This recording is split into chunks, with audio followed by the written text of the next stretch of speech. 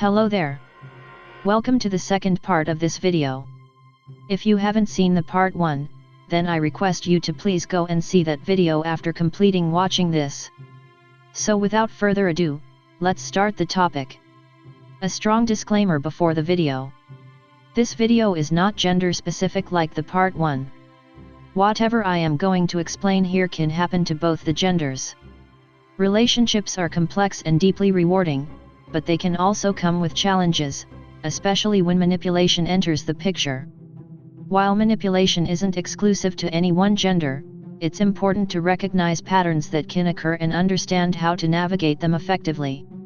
Today, I want to delve into the 10 subtle, often overlooked tactics that can arise in relationships, tactics that might blur boundaries, create dependency, or leave you questioning your decisions.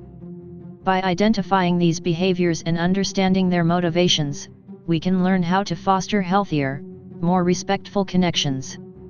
If you're interested in discussing relationship dynamics, understanding manipulation, or navigating healthy partnerships, it can be more helpful to focus on recognizing genuine intentions. Building trust takes time and consistent actions, not just words. Look for congruence between someone's words and actions. Understanding communication styles. People express themselves differently. Some are naturally warm and complimentary without ill intent. Healthy relationships involve clear boundaries and mutual respect. If you feel pressured or manipulated, it's important to address it directly. It's crucial to approach topics of manipulation with balance and care, as manipulation is not inherently tied to one gender.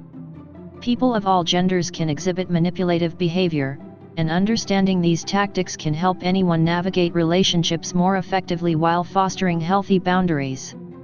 If you're interested in identifying potentially manipulative behaviors, here are 10 examples of manipulation tactics that could occur, along with strategies to counteract them. Potential manipulation. Number 1. Emotional blackmail.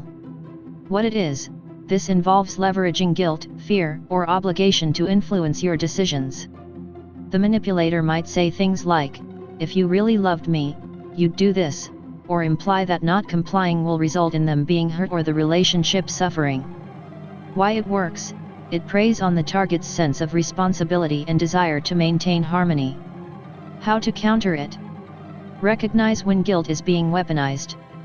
Use calm and clear communication to express how the behavior makes you feel. Set boundaries and be prepared to say no without feeling guilty. The best last but not least counter is to ignore them. Don't waste your attention on them. Number 2. Gaslighting. What it is: a tactic where someone distorts or denies reality to make you question your perceptions, memories, or sanity. For example, "I never said that," or "you're imagining things." Why it works: it erodes self-confidence and creates dependency on the manipulator for truth. How to counter it? Document conversations and events if needed to confirm your version of reality. Trust your intuition and seek outside perspectives from trusted friends or professionals. Number 3. Love bombing. What it is: overwhelming someone with excessive affection, flattery, and attention early in the relationship to establish control. This often transitions into more controlling or dismissive behavior later. Why it works: it creates emotional dependency and blurs judgment. How to counter it? Take your time to evaluate the relationship's pace and consistency.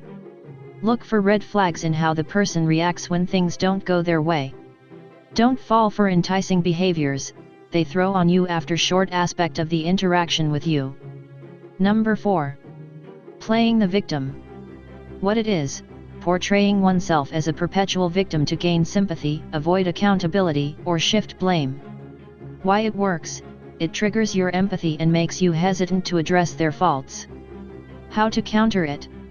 Encourage accountability and open discussions about solutions rather than focusing solely on problems. Recognize repeated patterns of victimhood and how they may deflect responsibility. Playing the victim card is majority of time used for extortion purpose. Number 5. Silent treatment. What it is: withholding communication or affection as a form of punishment or control. Why it works: it creates discomfort and anxiety in the recipient, pushing them to comply in order to fix the situation. How to counter it: address the behavior directly and express your need for open communication. Refuse to be drawn into their silence by remaining calm and focused on constructive conversation. Number 6. Exploiting insecurities. Manipulators use your insecurities against you to mentally and emotionally exploit you, making you do things against your will. What it is: highlighting or exaggerating someone's weaknesses or vulnerabilities to gain emotional leverage. Why it works: it undermines confidence and creates dependence on the manipulator for validation. How to counter it: build your self-esteem independently through personal growth, hobbies, or therapy. Acknowledge and own your insecurities without allowing them to dictate your decisions. Number 7. Triangulation.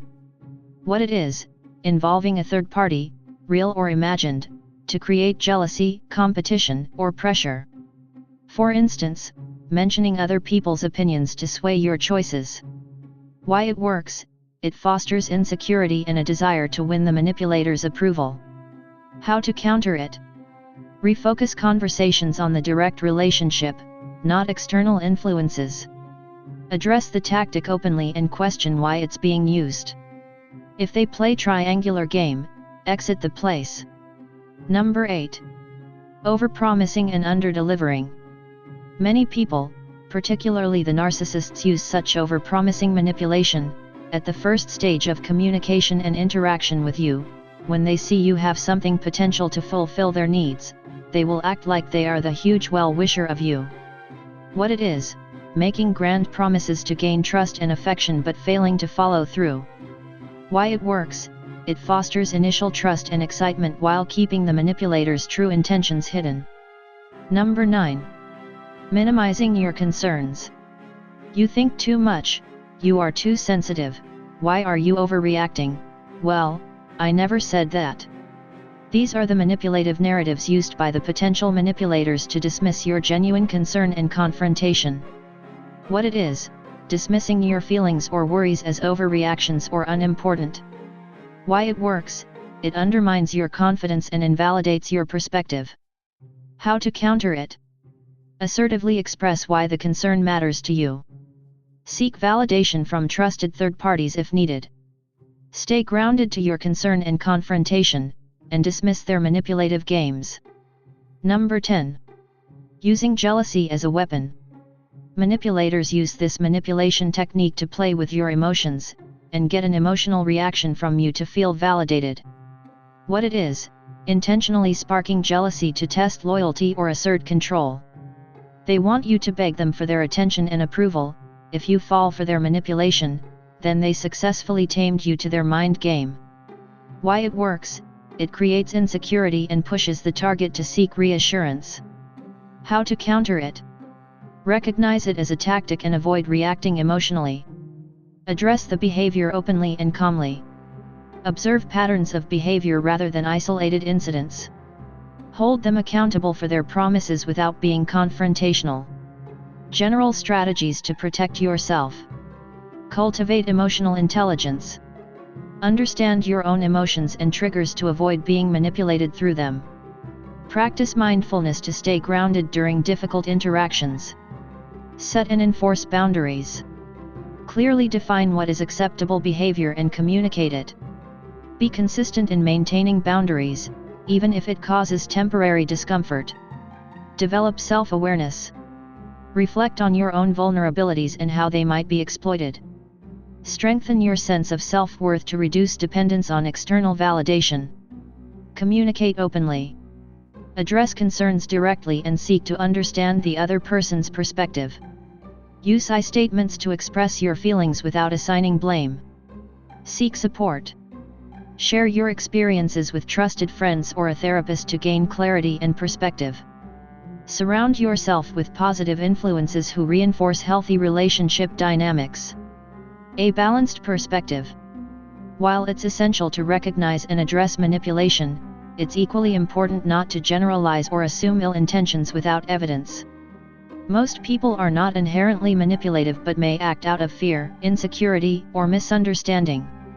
Healthy relationships are built on mutual respect, trust, and open communication.